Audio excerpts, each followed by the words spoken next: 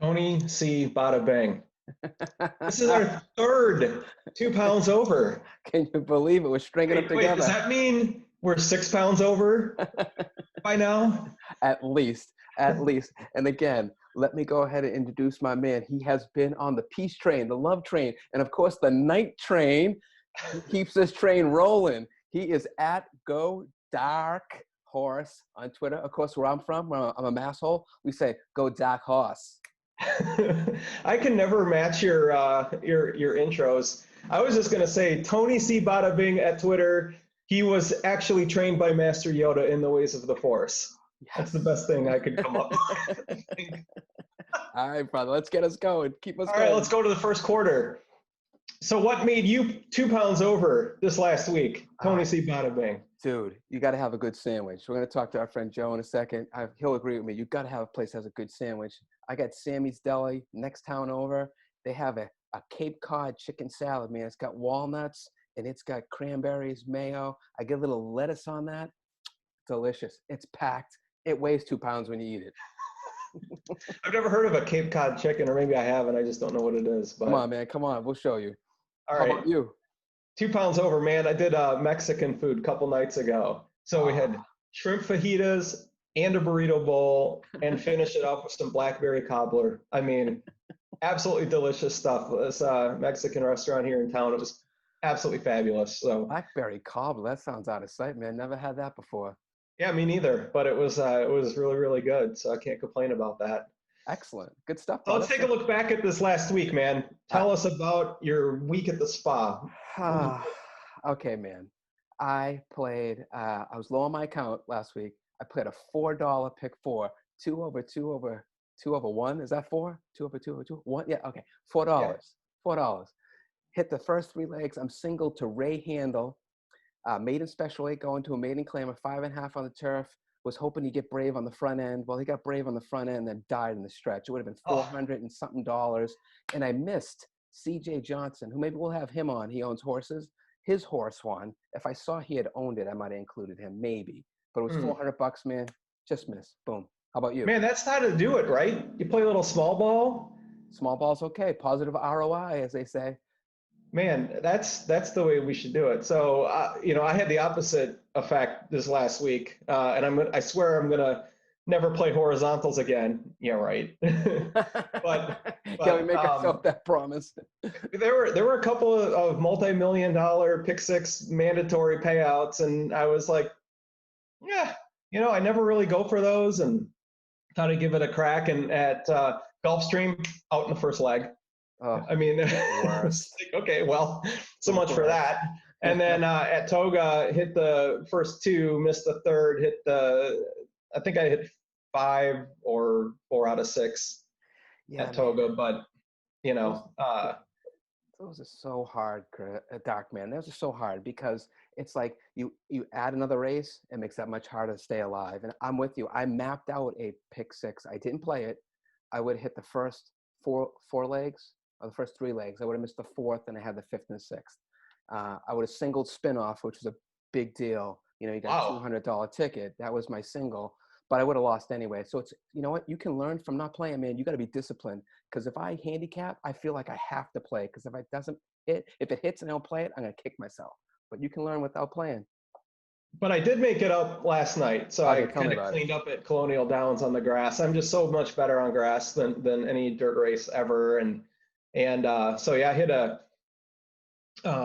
18-to-1 job and then a 6-to-1 job. So absolutely made up for my absolute disaster in the horizontals. So trying to go after those $1 million payouts. I will tell you though. Come on, tell me. I will tell you about.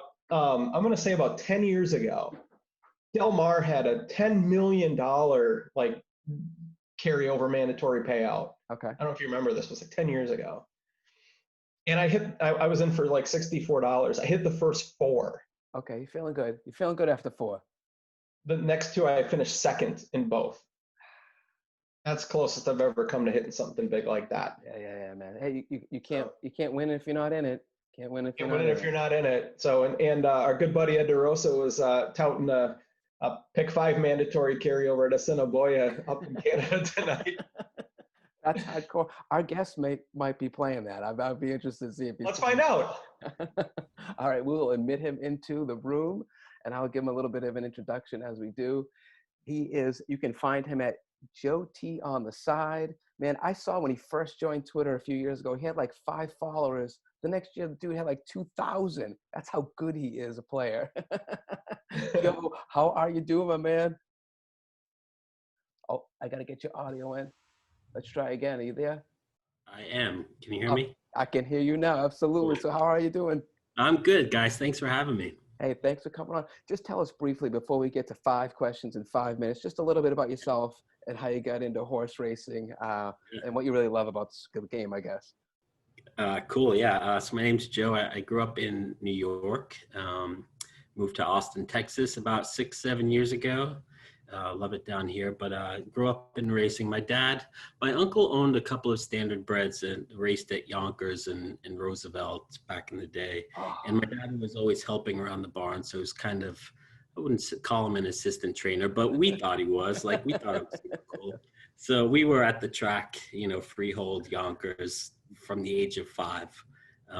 So we pretty much grew up around it. My grandfather and uncle loved going to Belmont on weekends. So, unfortunately kind of born into it and haven't been able to break it since.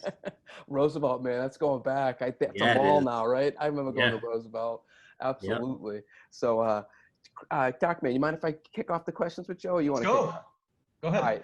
All right. I'm going to start it off with a tough one, Joe, okay? Okay. I'm going to give you 3 choices. You're going to tell me which one and why. Belmont Stakes Saturday, Rebel Weekend, or Whitney Saturday. Which one and why?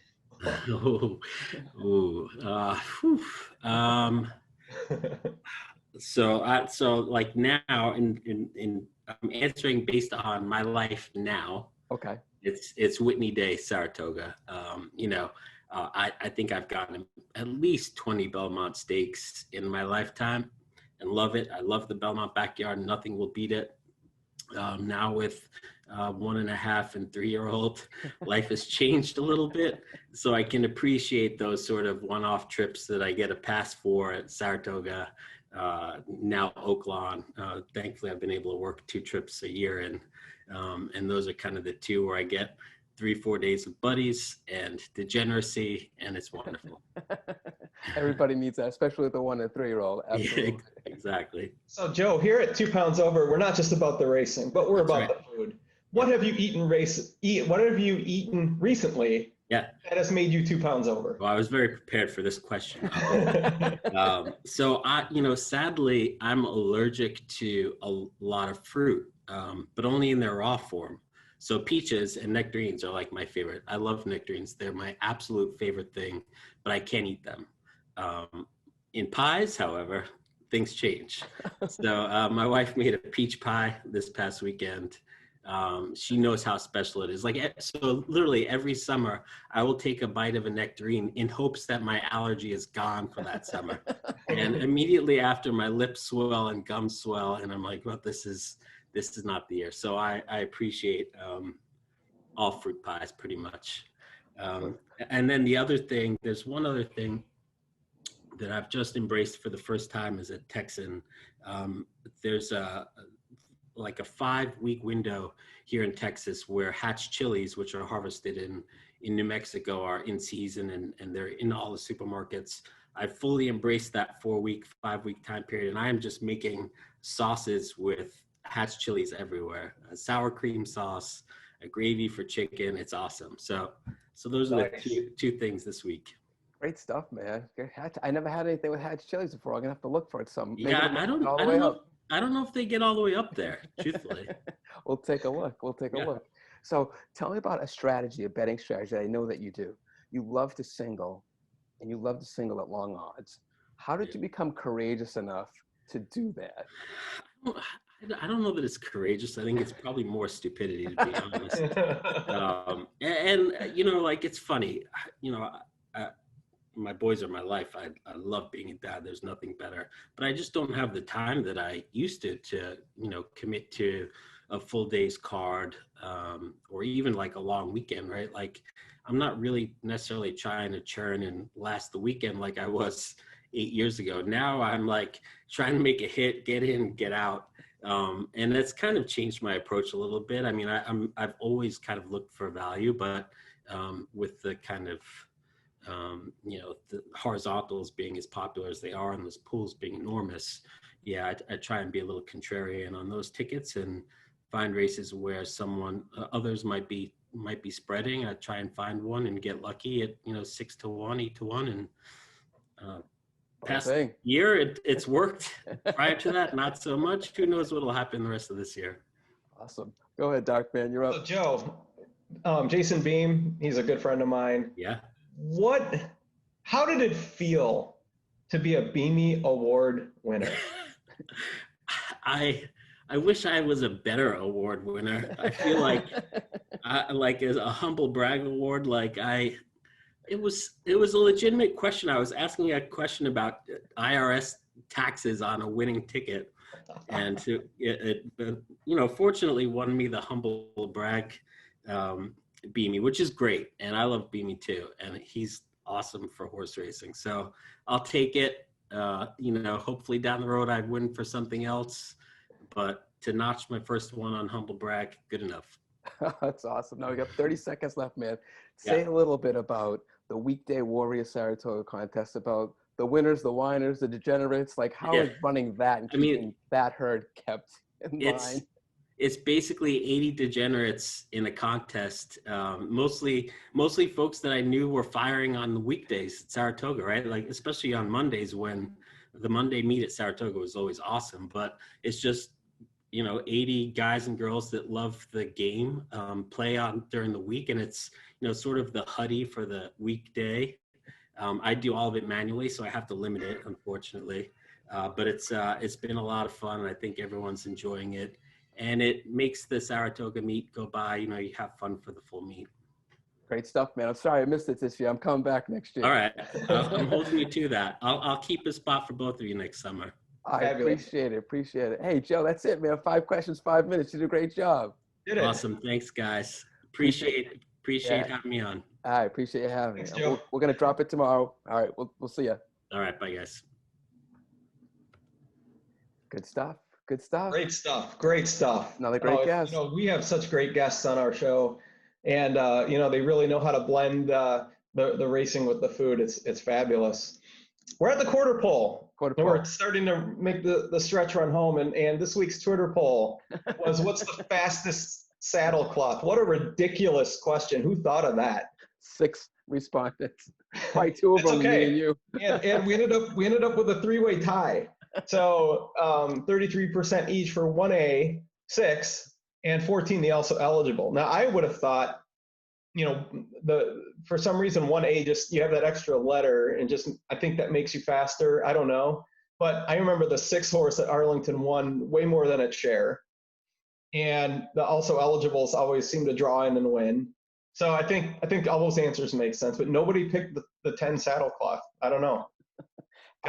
I think I went with 14, but let me give you a number thing. I don't know if you've heard it. Maybe you have. A lot of people have. Harry Pack from Naira way back in the day in Saratoga, he would always say, if a number comes up twice, it's coming up the 3rd time. That was one of his angles, man. If the 4 comes up twice early in the card, it's coming up again. Just you wait. Track bias, maybe? I don't know, man. Just I look for it. I look for jockeys winning 3. I look for trainers winning 3. I look for numbers winning 3. But that's just me.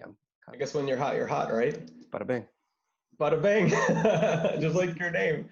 All right, we're going down the stretch. What are you looking forward to playing this week or this weekend? I hope we get to show up by Wednesday, because I'm looking forward to the pick 5 on Wednesday. Late pick 5. My little pick 5 senses are tingling. I think this is going to be a nice payout. I'm talking 5, 10, 12 grand, and I'm spreading far and wide, man. I'm going to single in the feature. I think I'm going to single the Todd Pletcher. I think it's Lucifer Liar over an Asmussen horse to his inside, but I'm going like 5 deep, 4 and 5 deep in every other leg.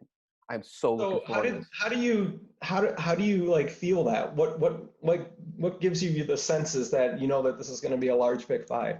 Okay, so the first leg, first of all I handicap without the morning line. That's the first thing I do. No morning line. In the first race, I didn't like a horse that's the 4 to 5 favorite. So right there in a pick 5, most people will include the favorite just to stay alive. Not most people, a lot of people. Just to stay alive, they'll include that 4 to 5 favorite. If you beat the 4 to 5 on the first leg, that should get pay right there. So that's number one.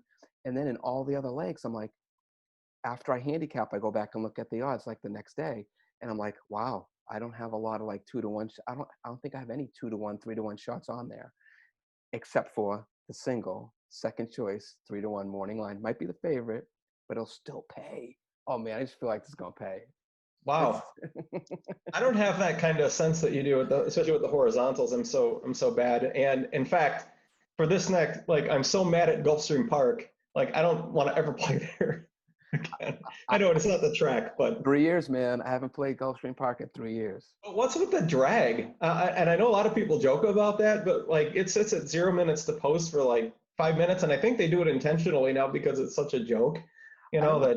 Yeah, I don't get it. But yeah, this week, man, I'm just so much better with grass races. I'm gonna hit Colonial for sure, Canterbury because that's home, and I just kind of look for grass races. Typically do pretty good at Woodbine, and so I'll pretty much stick with that. That's good, man. Let's wrap things up. Handicapping angle. What do you got? What do I got for handicapping angle? I had one. I lost it. You start. Let me see if I can remember my handicapping angle. Go ahead. No, so you have the single. Okay, so that's what I was talking about. Yeah. If you're gonna spread, and this is when pick fours originally started, they were $1, and I would not play unless I found a single to keep the ticket price down. So if I'm gonna go $250, 500 combination, I'm gonna get brave and say to myself, I'll put $250 on that horse to win. And you have to do that in some cases to play those pick fives and pick sixes. And as Joe said, whether it's courage or stupidity, like the 2 horses I'm gonna single, the 1 horse is between 2 horses, it's a coin flip. I'm taking a shot with the hotter trainer, which is Pletcher right now over Asmussen. Man, you are bold. I don't know. Maybe I got to learn something from you. So Yeah, I got an interesting handicapping angle. One thing that I've kind of noticed, over the years, or especially recently or whatever, is if you got like a maiden claimers or maiden special weights, and you got a field of, tried hard and never won, and then you got a first timer in there that you have nothing on, and everyone else has, they're 0 for 6, 0 for 8, 0 for 4, whatever. I've seen those first timers win more often than not. We had one at Colonial last night, 22 to 1. Had another one the other day that these first timers in a field of ones that just haven't done very well, maiden races. They just seem to win their fair share, I guess, and usually at a big price because there's no other past performance on them. So yeah, that's a good angle. You're right. When you get a bunch of horses that just can't win, why not take a fresh face? Right. Yeah, exactly. Great strategy, man. Awesome. Hey, we made it through our third 2 pounds over. We are now 6 pounds over in total, but it's always good catching up, bada bing. Always. And we'll see you next week, my man. All right, next week. Thank you. All right. See ya.